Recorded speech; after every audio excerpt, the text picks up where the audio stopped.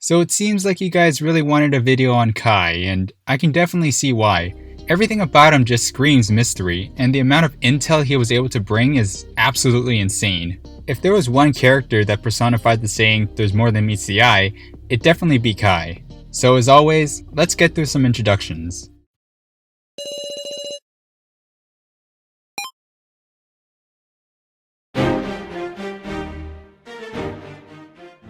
Kai is the self-proclaimed, unremarkable homemaker, who always seems to carry cooking utensils with him because you never know when someone's craving an eggs benny, am I right? We really don't know much about him because, like some of the other candidates, he chose to keep a low profile. I think the most interesting thing about Kai is that he's a very morally gray character, and I think a big reason for that is due to Sarah having doubts about him. When deciding who would take on the role as the challenger for the Russian roulette, Kai was the only one to vote for Kyutaro, which did bother Sarah, but I'll come back to this in a bit. Kai then goes on to commend Sarah for having a level head and a superb heart, but warns her that she shouldn't be overworking herself either. She then realizes that Kai was the stalker she encountered that night.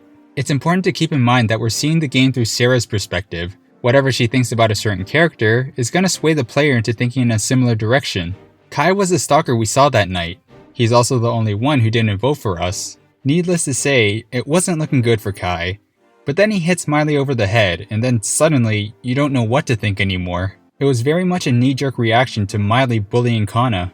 On the contrary, I ask that you don't think you'll be getting away with so little as this. I will have you pay for toying with people's lives.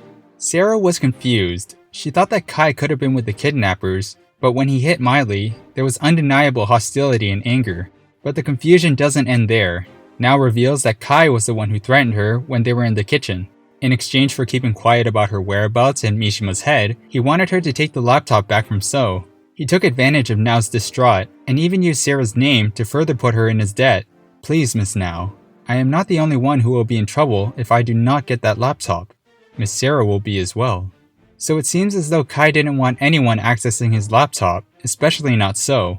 Unfortunately, he was able to access the emails. What they meant, well, we won't find out until later on. But in that moment, So was able to reveal that Kai did have connections with the kidnappers, while also putting Sarah and Joe under the bus as well. During the final vote, Kai was asked about the design of the Keymaster card, but because he was unable to answer, Kai was indeed the sage, which meant it was safe to vote for him. He makes one last attempt to sway the votes into So's direction, telling everyone that he'd surely lead them to danger, but his words fell on deaf ears, and so he decided to issue his own death. This is resistance. Our lives toyed with to our enemies' whims. We are unable to save a single person. As we die off, this is my feeble resistance. But it is one large step to counterattack. It is a step I was able to take because you brought me time. It is surely not futile. I entrust them to you. Our regrets, our hopes. I am satisfied.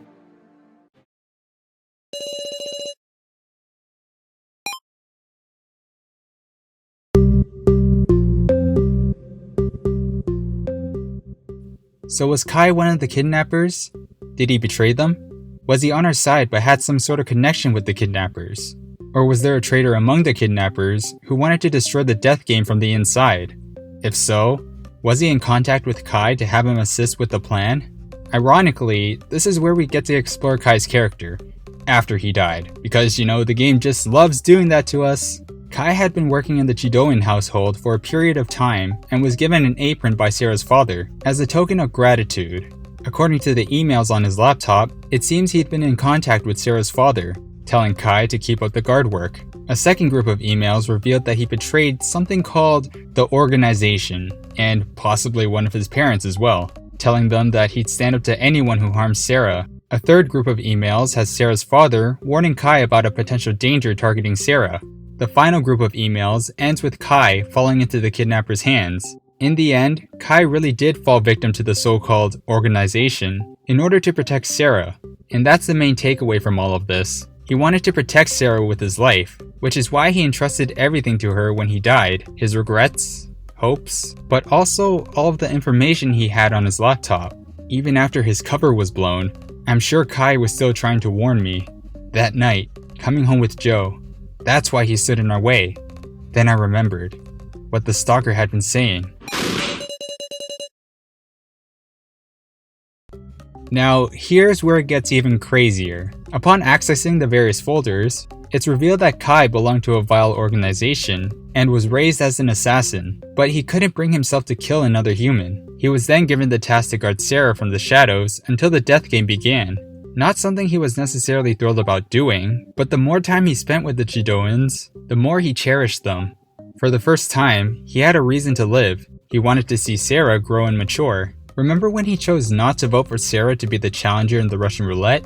My guess is that he didn't want Sarah to put such a heavy burden on herself. It wasn't so much that he didn't trust her. Kai was just worried that Sarah would buckle under the pressure when people's lives are in her hands. When Kai attacked Miley, he meant every word, that they aren't going to get away with toying with people's lives.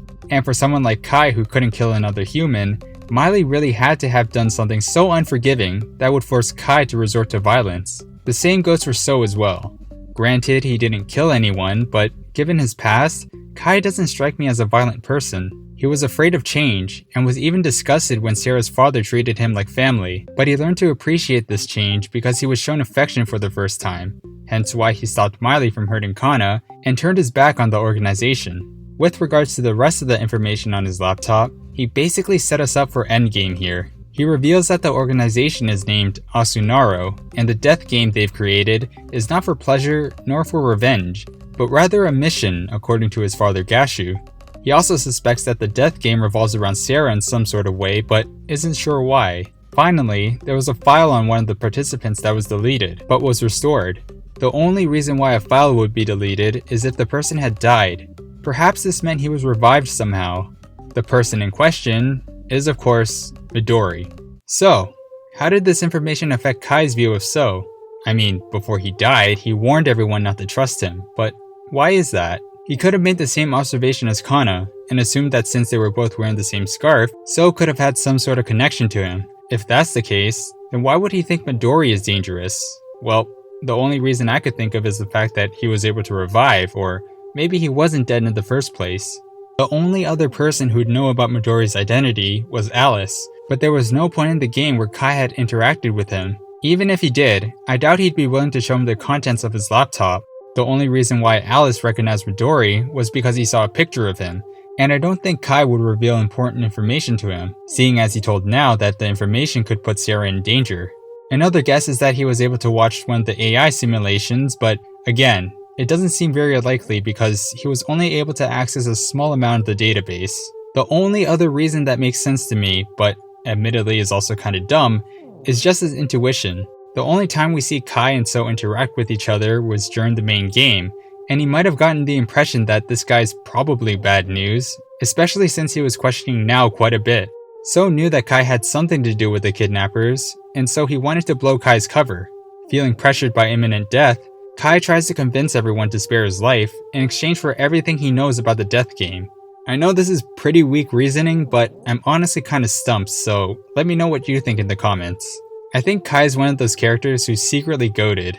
He had so much to offer, but we only got to really know him after he died, which is kind of a jerk move, but it did work out in the end. His death was felt by almost everyone, especially Kyutaro, who made it his goal in Chapter 2 to find out the truth about Kai. Aside from So, Kai had more knowledge of what the game entailed, and so he chose to kill himself rather than let the organization have their way, all to protect Sarah.